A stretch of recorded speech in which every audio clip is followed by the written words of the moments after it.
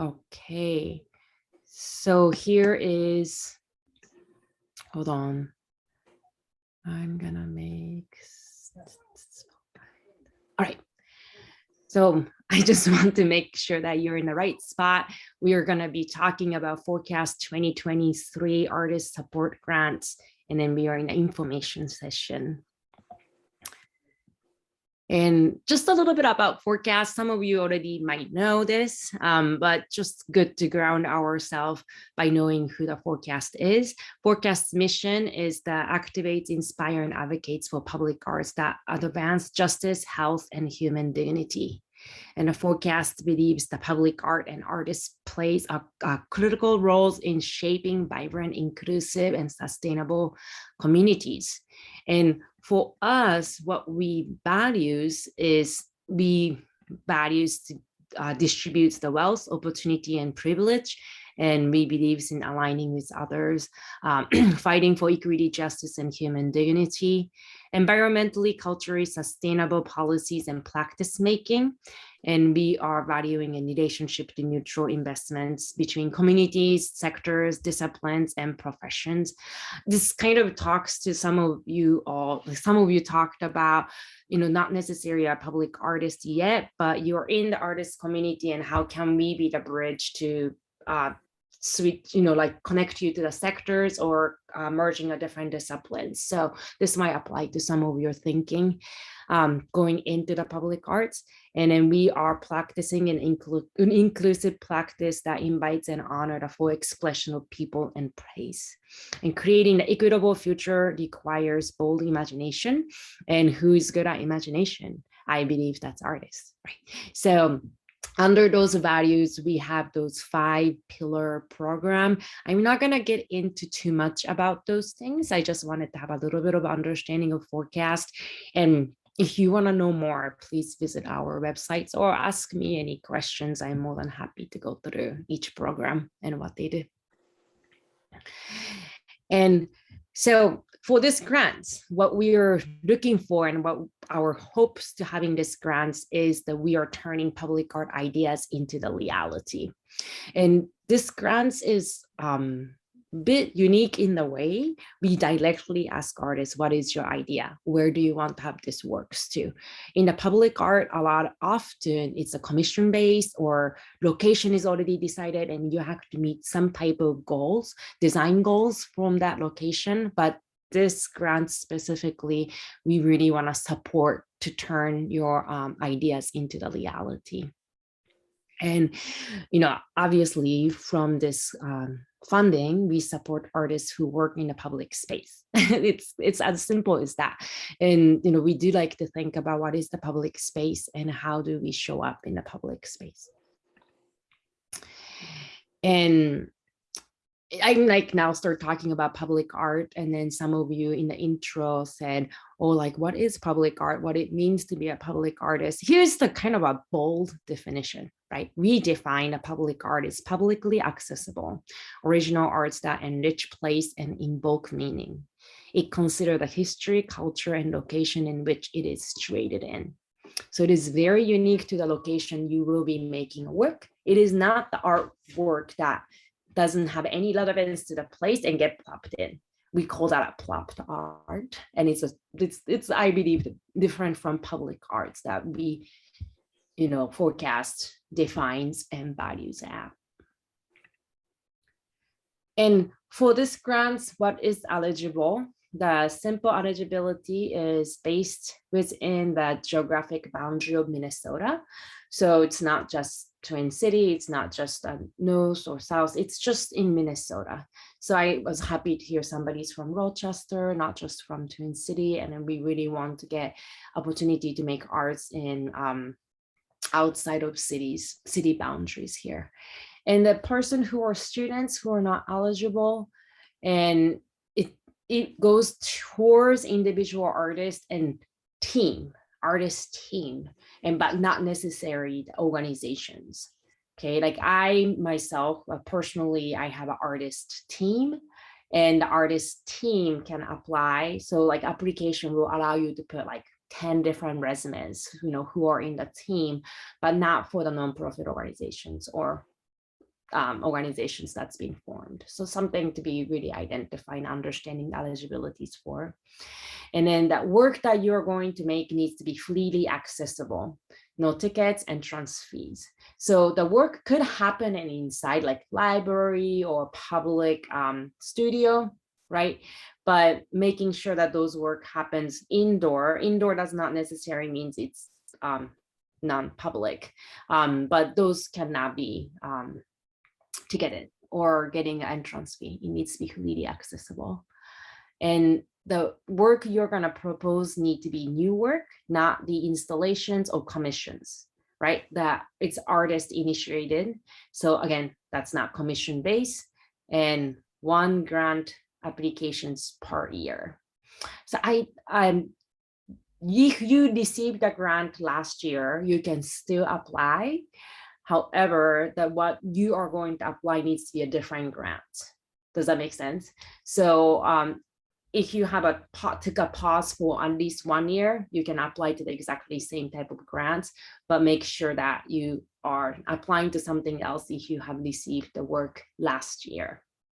Let's say I received the work in a mid-career project last year. This year, I am going to apply for mid-career development, right? Like you can apply to different grants, but not on the same one if you have received that grant in 2022. And once again, you can apply to 1 application. So we have 4 different kinds of grants, which I will go into more, but you cannot apply to all of them. And this is our equity statement. And then like, I just want to make it out front, forecast seeking to fund diverse group of artists, a range of public art practice and media, because public art, when a lot of people hear it, people might think of, oh, sculpture or mural, right? Not like we do fund murals and sculptures in the public spaces, but we do really want to put out there performance, grading, series of map making, projections, many different kind of art making can be applied here, and then forecast really seek to fund those diverse range of public art practices. And then we have a particular emphasis on supporting, amplifying the artistic work of artists of color, female artists, and LGBTQIA and plus, and immigrant artists and artists from rural communities, as well as a non-traditional public artist. So some of you already have identified, I am not necessarily a public artist yet, but that doesn't mean that you'll be disqualified for this work, and nor valued lower by the artist who's been doing the public art for 10, 15 years. And I'm sharing this, our equity commitments here, because this equity commitment is also shared with the 5 jurors who will be selecting your work.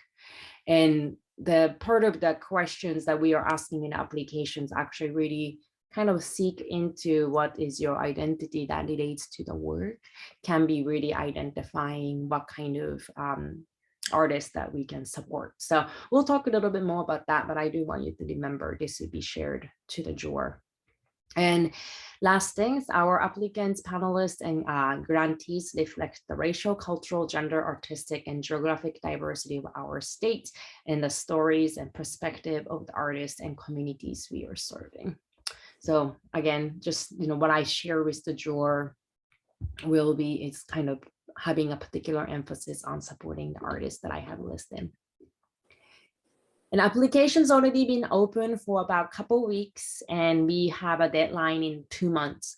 We wanted to make sure this application is open long to be having as much as access as possible, and then kind of try to land that deadlines a little earlier, because I think if you live in Minnesota, we know October is busy with a lot of different deadlines.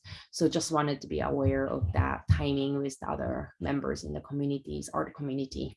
So knowing that October 3rd deadline is November, not November, 11:59 p.m. If you pass that midnight marks, you be counted as October 4th and you won't be able to apply. So be a little bit careful. And every year, like I have, plumped everybody, like apply a little ahead, but you wouldn't believe how many applications I get in the last day. So I invite you to apply a little early, but if you're that person who needs a little time crunch to do something, so just make sure you don't pass that midnight line. Okay. And the mid-career project, we offer 4 different types of grants: mid-career project grants, mid-career professional development grants, and early career project grants, and early career research and development grants. So this is listed what are the quick differences are, and I will go into more about that in just a moment. And it's the biggest questions of everybody. What is the early career and what is the mid-career artist? In the early career artists, we are actually using the Jerome Foundation definitions here because our funding is coming through Jerome, and we do get acceptance from Jerome once you are selected artist. So just wanted to be very clear what we mean by early career artist. The Jerome Foundation defines the emerging artist as a showing significant potential, yet are under-recognized by other peers and art professional. Evidence of some professional achievement is expected, but artists with an extensive record of accomplishments are not eligible. The term early career refers to the artistic developments, professional accomplishments, and recognitions, not to stylistic evolutions within the art's work itself. And then I put in a smaller letter here. If you are in the art field longer than 12 years, you want to consider yourself as a mid-career, even though you might not feel mid-career artist in the public art. I'm sure you have a lot to show in the last 12 years that is relevant to the work that you want to make.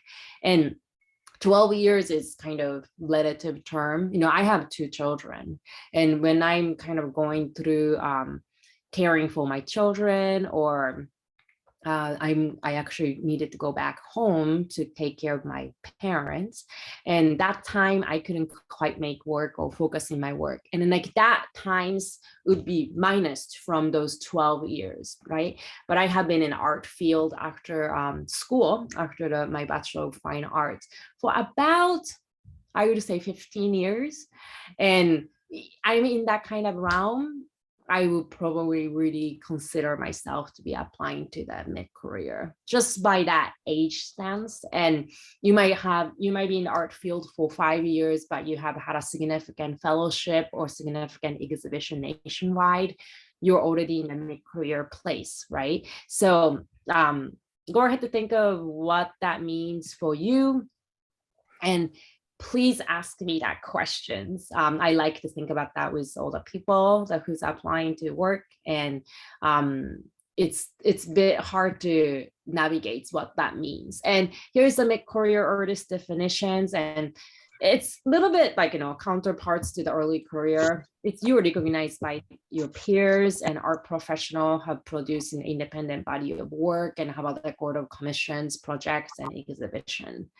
And like I said, you might be in the art field for 3 years and already feeling in that place. And you might be in art field like myself, you know, 15, 16 years and still feeling like, oh, that just doesn't really feel like what I am, where I am.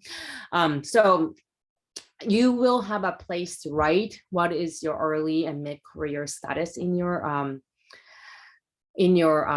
application. So invite yourself to think about how you want to answer that. And so here are a little bit more about each grant in kinds. So mid-career project grant is giving to the 5 grantees, and it's a $10,000. $10,000 make your project in Minnesota, and making sure that project will happen in Minnesota. We cannot be funding your project if it happens outside of Minnesota. And here is a couple sample. This is by Karen Savage Boudou, and Karen Savage Boudou's work, the Miro work, was painted on the early child care center, and it's in the Fond du Lac Reservation, and creating a storytelling moments of Indigenous stories. And here is work by Brian Tower. I like this work to be showing up here because it's an indoor piece, right?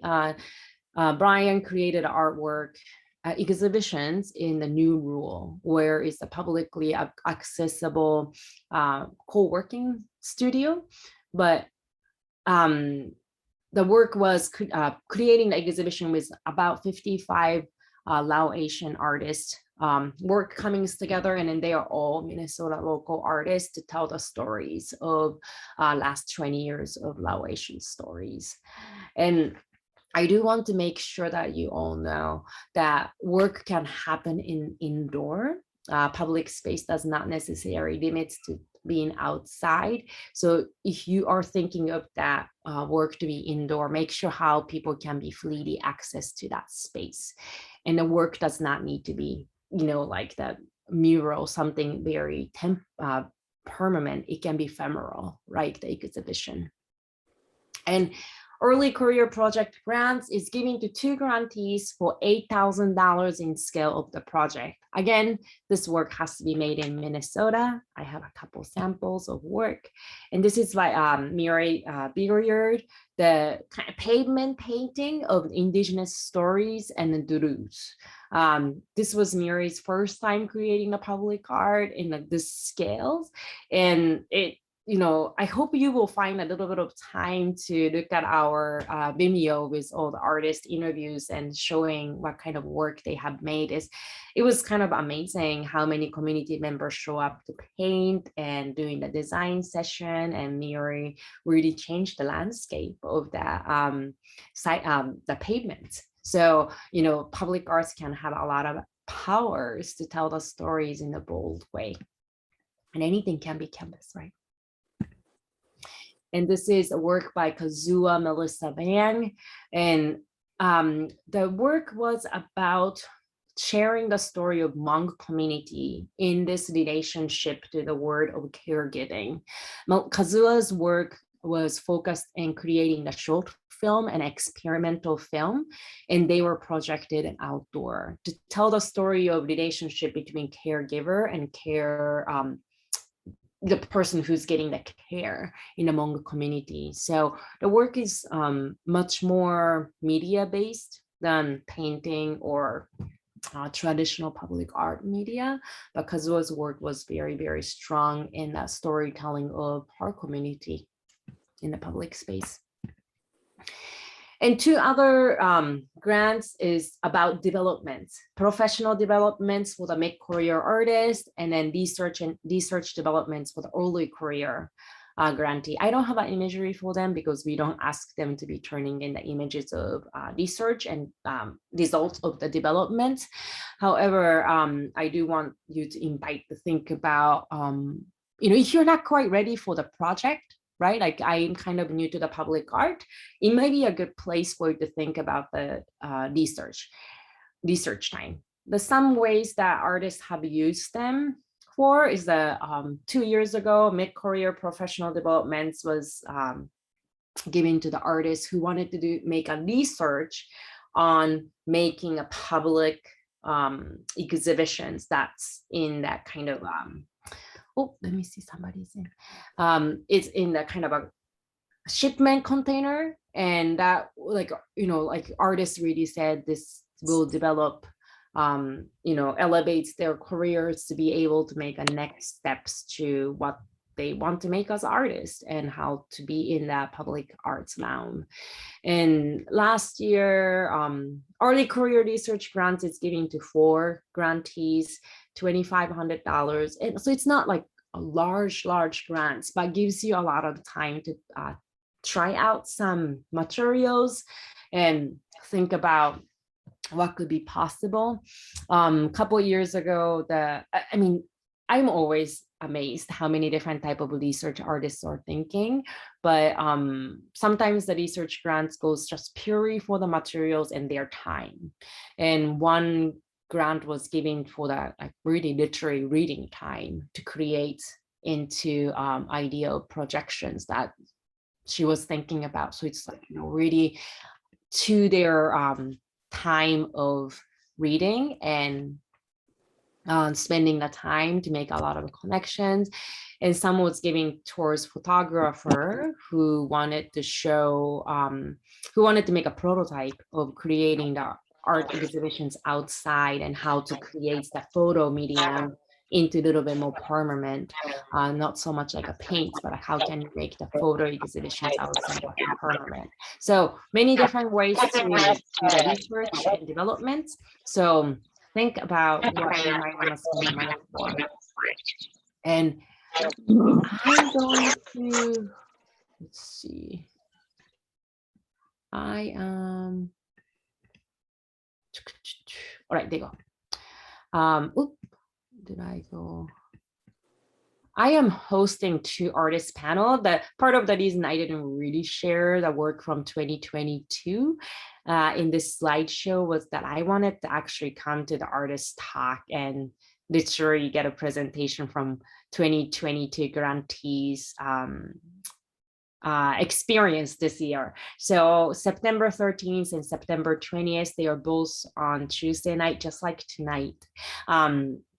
And then I'm invited 3 to 4 artists per program, and then they would having a short artist talk and then opening up the floor for the Q&A.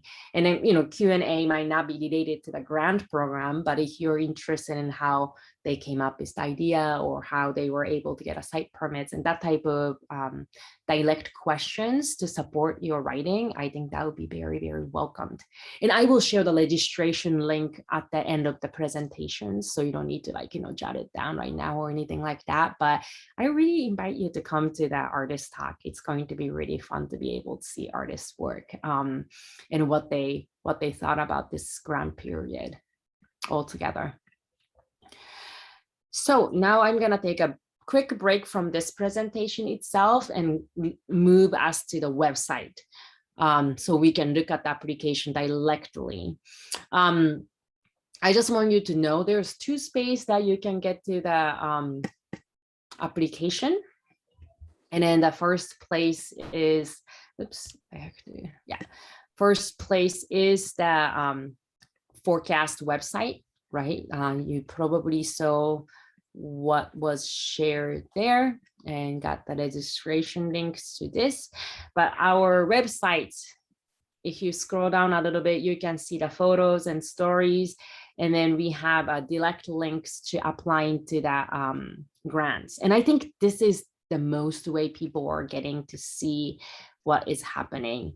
And then other ways to get in is to go into the Submittable Forecast Public Art Submittable page. When you get to the Submittable page, it has a little bit, like, you know, multiple things is listed, so that just go ahead to make sure to click on what you want to apply to.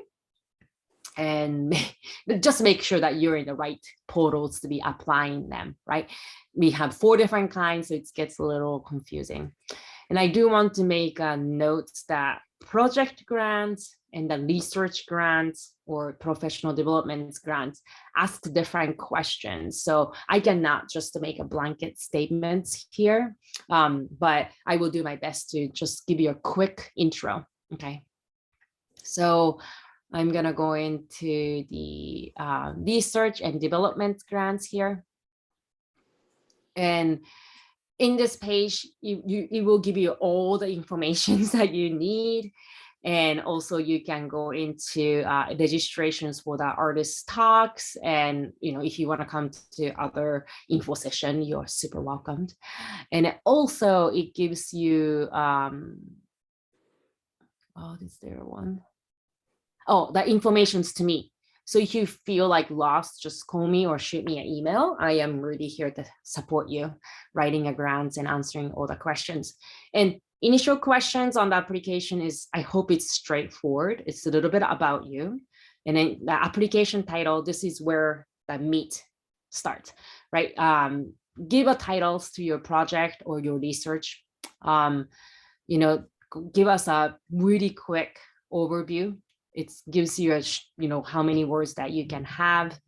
And then proposal, this is 500 words. So it gives you a quite bit of space to explain what you want to do. And I created this supported questions if you answer those questions, I have a prompt questions in this writing, you will have, I hope that you will have a successful time explaining in kind of an efficient way. And again, your grants will be viewed by jurors, right? And then juror will be looking at a lot of writing, and then juror will be looking for those criteria in your writings to be able to score you. Okay, so you don't need to answer everything if it doesn't apply to you, but I highly recommend you to try to at least answer in the ways that we can seek that your answers to those questions. And then the things that it's gonna be asked is benefit to the community, and make sure what part of you connects to the community you are making the project. Like I said in the definition of public art, it is very important how you are making a meaning of that space and community that you're making arts in. In a forecast missions, I do hope that you are kind of familiarize yourself to what we usually fund, is that kind of that how is the artwork and artist imagination can support our advance our justice, right? So please think of what that is. And then that's why I am asking that third question: how does your work benefits that community, and how could this grant funding help you enhance, increase the benefits of that? So, invite you to think about it. It's not a lot of words for you to be explaining it. So be precise what they are. And I hope you can define the community, what it means to you, whoever is in the community. And then the diversity of lived experience and perspective. I'm going to tie this back into equity commitments that I shared earlier in the slide. What we are asking is, what is your lived experience, and how does it connect to the project you're proposing?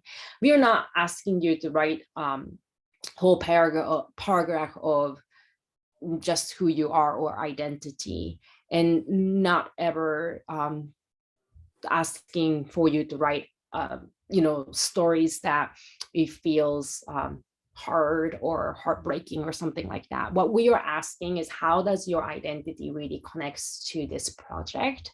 And go ahead to share what you want to share, and that is really relates to the project itself. And it might be a little bit difficult questions for you to be able to share a little bit about you. So ask other people how they have been seeing your art, or how your identity shows up to your work, and then that could actually really help to be able to write this section. And here's the status. If you're applying to the mid-career, obviously asking a mid-career status, but I'm just showing early career status because this part is a little bit longer, and I am sharing the Jerome Foundation definitions here to be able you to have a little bit of clear ideas. And you don't need to write a lot about this, right? 250 words. Just really define how you are in that early career status. What is your career has been so far, and how many years that you have been in the career or early career artist, and then just define. You make that decisions, right? And go ahead to write about that a little bit, so the juror can really understand who you are and what career status you are. And I have not really had a moment that I ask you to apply to something else, but I do read this section closely. And if I actually flag you, hey, I don't find you as an early career, and then you want to apply to the mid-career because you will be disqualified, then I will be calling you before the deadline. That's why I want you to apply a little earlier. So it gives me the time to be able to give you a right place to be. It hasn't happened a lot, but I do read all the application before I send it to juror. And sometimes I do need to be open up that submissions if it's not applicable for you. And impact of the artistic developments, and this question is being asked for all people in all application, and Forecast wants to know how we can support you. So write honestly.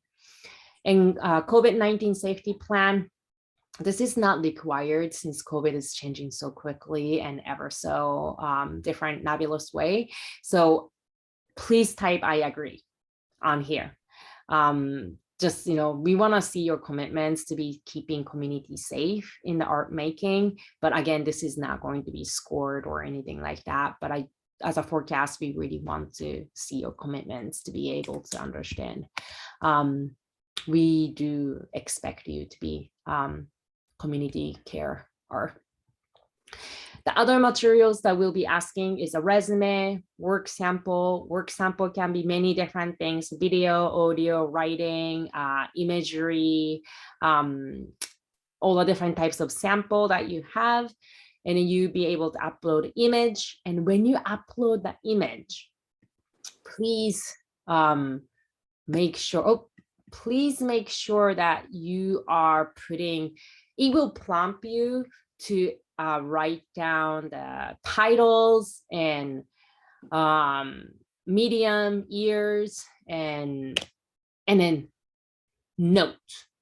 In that notes, you want to write as much as context as possible, because sometimes the public art or work that you have made might not make sense in one picture, right? And early career artists only have 5 imagery to be able to tell the to understand who you are and making what kind of arts you make. And I beg you to use that notes sections to put as, there's a word limit. I don't want you to write dissertations on it, but making sure that juror can understand your art.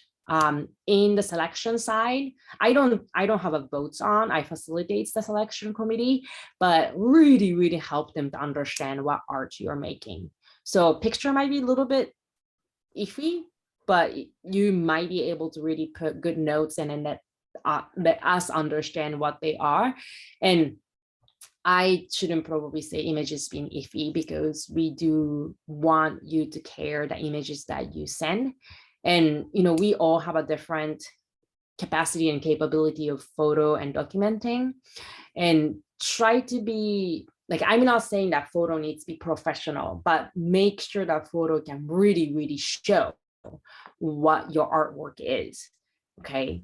If you have a little bit of doubts of the imagery that you're gonna send in, please send it to me in the email ahead of time, and I can probably give you a little advice. Oh, maybe you just need to clap it a little bit or lighten up or whatever, right? We have nowadays a lot more editing capabilities than before, and I might be able to give you advice if that makes you feel a little bit one way or the other.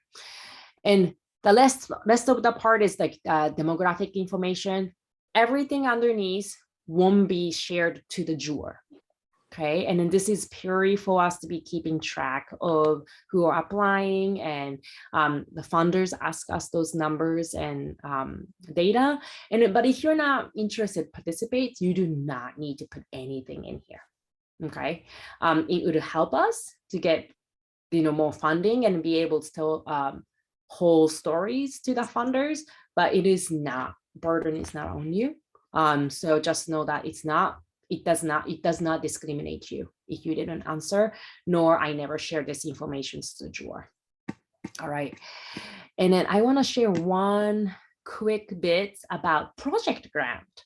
So everything that's been asked on the research grants will be asked on the project grants, but project grants ask you 2 more things.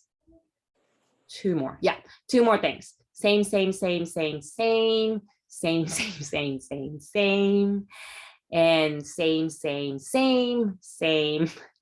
The site permission and project budget is the 2 other informations that we are going to be needing from you. I'm not asking the budgets to be 3 pages long. It's usually the 1 Word doc or 1 Excel doc that's, clearly showing how much the compensations to the artist, how much is for the collaboration artist, how much is for the medium that you need to purchase, how much is for the publications. More details that you can put on the budgets will make the project more legitimate. So juror seems to appreciate be able to read the budgets that aligns with your project proposal. And then I do invite you to think be carefully about how money will be spent, because 10,000 and 8,000 for a project is not a lot of budget. So making sure that you think ahead to the creation of budgets, and then like make sure that you upload it here. And the site permission is that you made sure to talk to the site that you want to make arts to.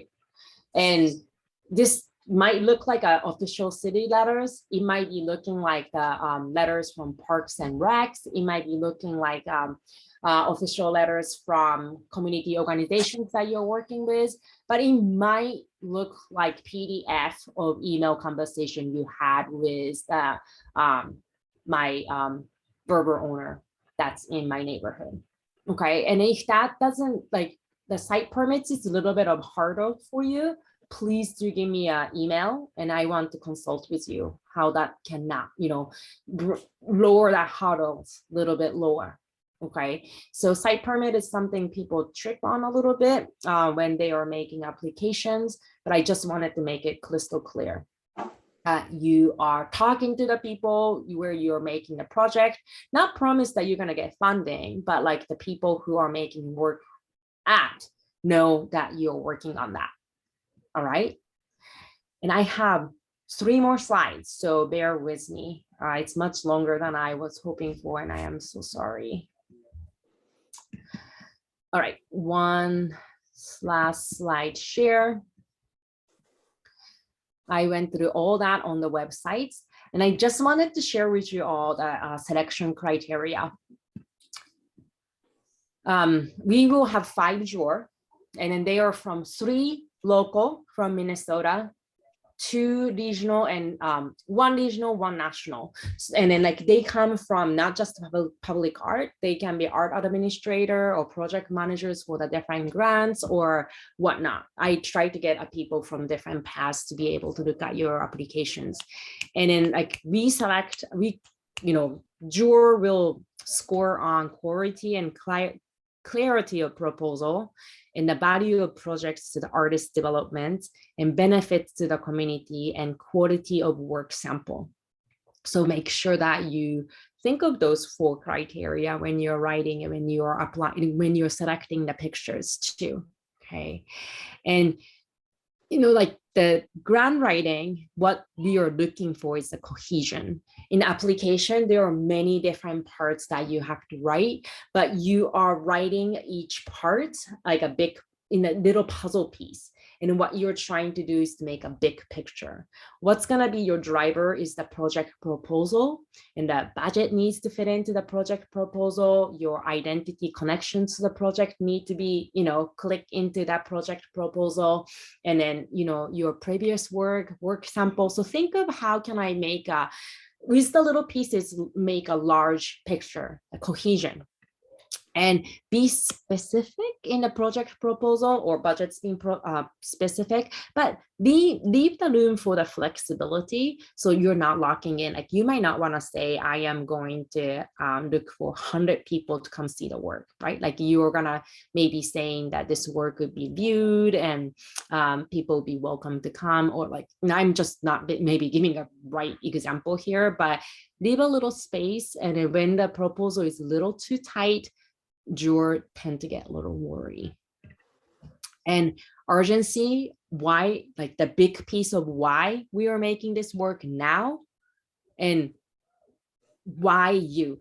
I want you to think about why you're making this work now. That urgency needs to be really, really come clear in the project proposal.